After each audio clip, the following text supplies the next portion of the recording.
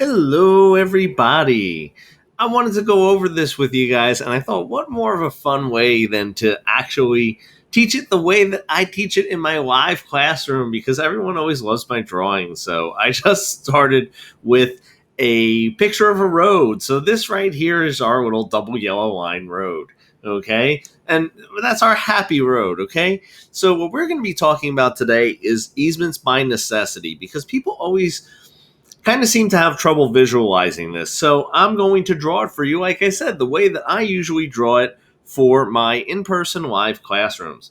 So on this road, let's say there's no access to any roads here, there's no access to roads there, and there's nothing back there. So those are big X's. There's nothing there, okay? So this is the only road in sight, that little happy road for a very long way. Now, we're going to draw all the way back here a happy house. Okay, that's our happy house. And what happens with our happy house is it's actually pretty sad right now because there's no way for it to access the main road. There's no driveway here. There's no anything. So what happens is we're going to have to do something. Now, something that you might see, and actually this is taken from a real life example. I actually had this in real life, true story.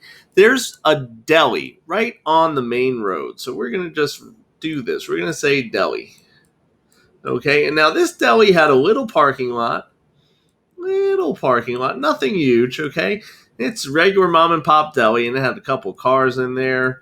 But then what happened was this. The little sad house that was kind of landlocked was in need of accessing this road. So what happened was they actually were able to get an easement by necessity where they can actually, and I'll draw my easement in a different color. We'll draw it in gray, okay? They had an easement right over that property to access their property. And that was a classic easement by necessity, the right to use this property, okay, to access theirs, which was landlocked, okay, on every single side, ran with the properties, okay? So that was something that now this one, the deli is the servient tenement if we want to get really super fancy pants, okay? So the deli was the servient tenement, and the one that was benefiting it was that little sad house, which is now happy because it could actually get some access to its property, okay? Now, if that necessity ever no longer existed, let's say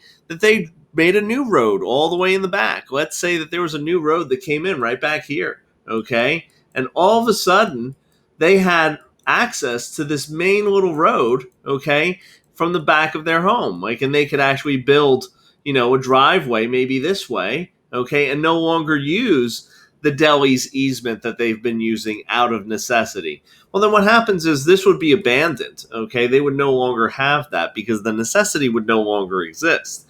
However, what happens is as long as the necessity did exist, they would have the right to use that, and that would pass with the properties. So that right there is a classic example of an easement by necessity. I hope you like this, guys. If you do like what I'm doing, hit like, hit subscribe. That really helps out. And also, got private lesson link down below if you need any extra help with any of your studies.